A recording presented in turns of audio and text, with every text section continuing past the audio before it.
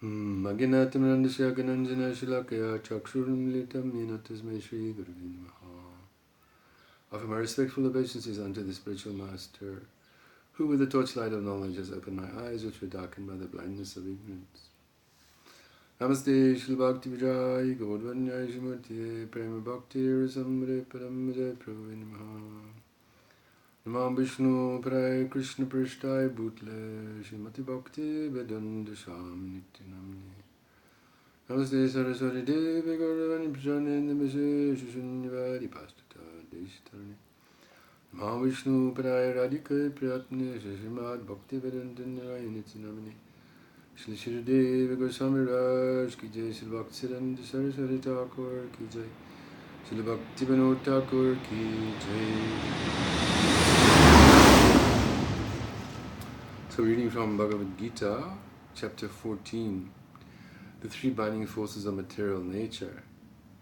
The master of all masters then spoke, I shall instruct you once more in the most sublime doctrines of ancient wisdom, mastering which the learned philosophers have achieved the pinnacle of perfection in their pursuit of transcendence. Protected by this perfect understanding, the wise perceive the qualitative oneness with me and attain that region which lies beyond the perpetual cycle of creation and annihilation.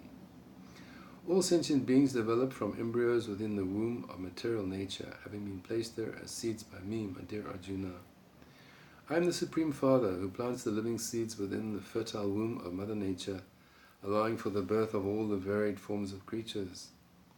The eternally living spiritual persons, although unchangeable, having come to inhabit bodies composed of mundane substance, appear to be transformed by the modulations of the three binding forces of that substance, the harmonizing force of goodness, the energizing force of passion, and the darkening force which exercises an inertial effect.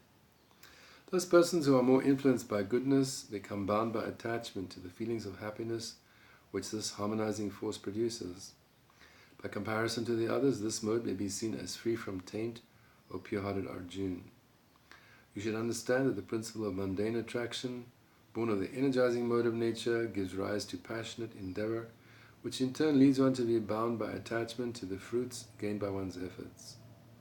All embodied persons are subject to the inebriating effects of contact with the darkening force, and as a result of such connection, misunderstanding, inertia, and excessive sleep, which cover one's omniscience, arise. Actions performed with good motives are productive of real happiness, whereas actions based on selfish ambition bind one to the fruits. Under the spell of darkness, the natural wisdom of the soul becomes clouded over, and various forms of insanity are manifested. Every person is influenced by different mixtures of purity, passion, and darkness.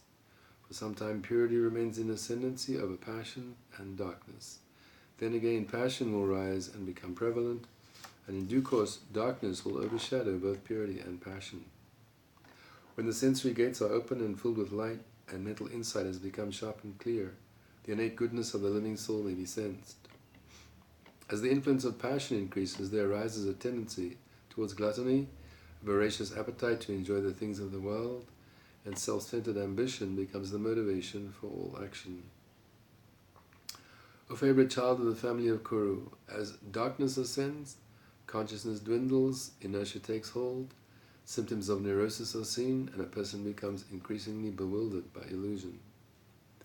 Those persons who begin the journey which commences upon the leaving of their bodies, after having become established in pure goodness, gain entrance to those immaculate regions inhabited by the seers of the truth.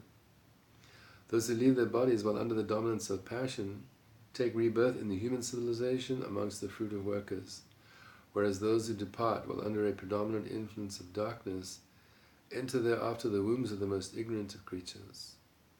By carrying out good works in the spirit of service to others, the soul becomes purified of all contaminations, whereas by acting under the impulse of selfish desires, only suffering results. To act under the spell of darkness binds one to a life of ignorance. Wisdom is born through the agency of the harmonizing force. Insatiable desire arises from the impassioning force, and insanity, confusion, and ignorance develop by the effect of the darkening force. Those affected by the harmonizing force of goodness evolve upwards and taste paradise. Those under influence of the impassioning force remain struggling within the human society, whilst those heavily affected by the darkening force on account of the abominable nature of their activities, they find their consciousness constricted within the bodies of animals. Those who are able to see clearly come to understand the workings of these forces, and they see all mundane causes and effects as functions of their interactions.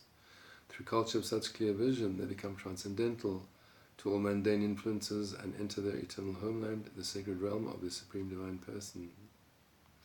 If the effects of these three forces can be overcome, it is possible for a person to gain complete freedom from all of the miseries of material existence and to relish the ambrosia of life everlasting, even while within the body. Arjuna then inquired, "O my dearest master, how may I come to ascertain which souls have overcome the influence of all the forces of mundane nature? What sort of character will they display, and how is it that they become established in such transcendence?" The kind and gentle Lord then replied, "Those who are fixed in transcendence sit as impartial observers while the various effects of the different mundane forces manifest themselves. They show neither attachment nor aversion to any of the effects, never longing for one or dreading another, accepting pleasure and pain with equal indifference, seeing gold to have no greater intrinsic value than ordinary stone, and looking with equal favour upon that which is near and dear and that which is repulsive. They do not hanker for flattery and praise, take no offence when criticized and defamed, love both allies and adversaries, and never endeavour for mundane success. Those who follow the sacred path of unalloyed divine service, communing with me in transcendental love, are automatically freed from all mundane effects, and are enabled to perceive the realm of pure divine consciousness, that everlasting zone of nectar, which is the domain of supreme truth and infinite joy, and which has its foundations in me."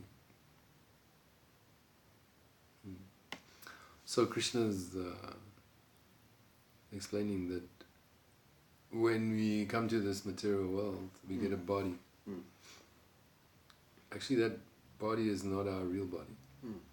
It's like being sitting on a machine. I'm not the machine, but I'm now forced to be on this machine, this body. And once I'm in that body, I'm under the influence of this material energy, because this is a material body. Yeah, I'm not material. But in other words, when I take this body, my natural consciousness is covered. My natural consciousness is Krishna consciousness, to be conscious of Krishna. But when I take a body, it could be a cat body, human body, big body, doesn't matter what kind of body. As soon as I've got a body, that soul inside the body is covered, the consciousness is covered. In Sanskrit they're called guna. Guna means a rope. Just like if I tie you up with a rope, you're not free, you can't move, yeah? So this material energy, the body, yeah, is like a rope. It binds the soul. And it makes us, how can you say, puts us into difficulty. So there are different degrees of binding.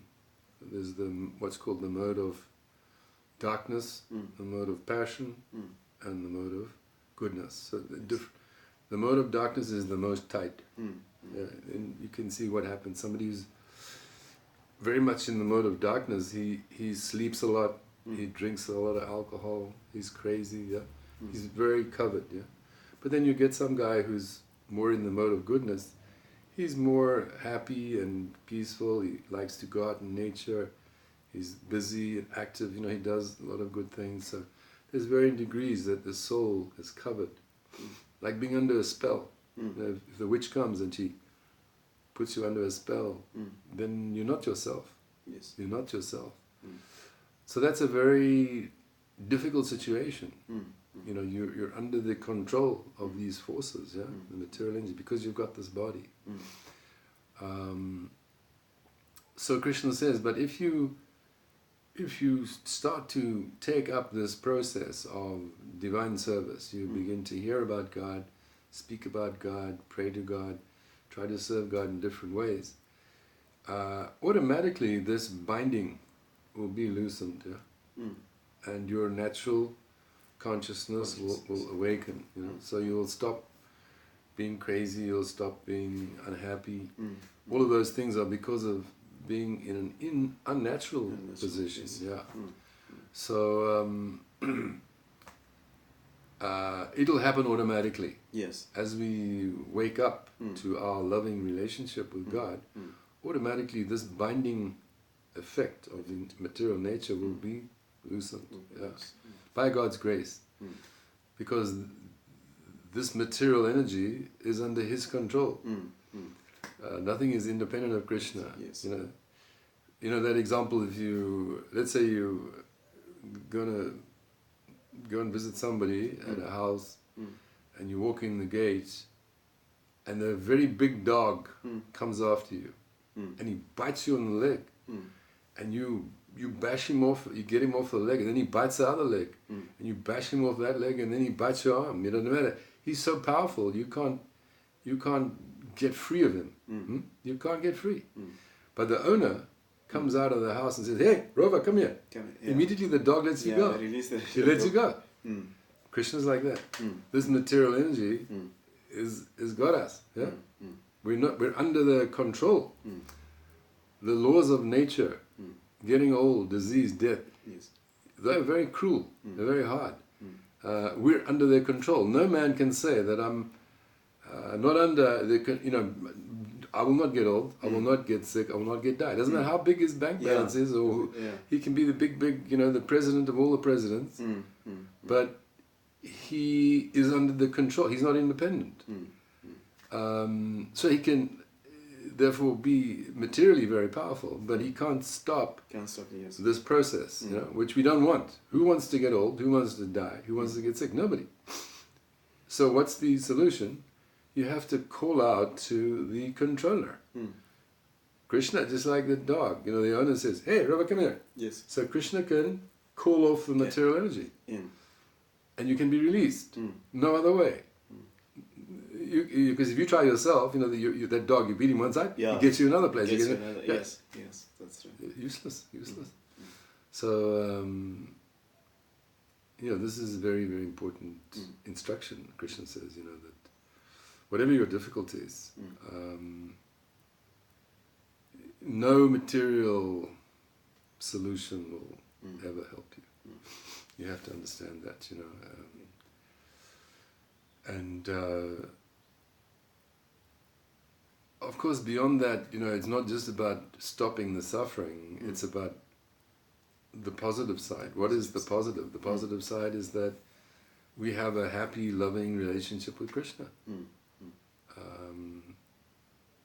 And the essence of that relationship is love. That what is the pleasure? The pleasure comes from the love. That's not a material thing. And that's what we're really meant for. The soul is meant for that. I'm meant for love, but not a material kind of love. But that love on the high platform with Krishna is a very nice thing. It's very, it's very peaceful. It's joyful. There's a lot of pleasure. There's no anxiety there. So it's not just about stopping the negative, and saying, okay, let me get rid of the problems. But what's the positive? Let me get the positive. What's that? A loving relationship with Krishna. So that's what we're meant for. We're not meant just to solve problems. Yes. We're meant to be blissful. Ananda, Krishna didn't, make us to be just miserable creatures. Yeah. So the Guru is coming and saying, "Look, I'll teach you what is real happiness. I'm a happiness professor. Yes. Come to me. I'll teach you what is happiness. Yes. It's not what you learn in this material world. That is not happiness. That is not pleasure. Pleasure must be unending. First thing, it must not have an end. Yes. If it has an end, it means that then when it ends, then there's no pleasure, right? There's no pleasure. Yeah. No, it must be unending pleasure. Not only unending, but increasing. Increasing, yes. Yeah, we want it to increase. But the nature of that pleasure is completely spiritual. So we don't know what that is. Yes. We've had no experience. But Krishna knows and the Guru knows, and they're saying, come, this is what you're meant for. Yes. I'll teach you what is happiness. I'll teach you what is pleasure. Come with me to the spiritual world. Don't stay here. Yeah.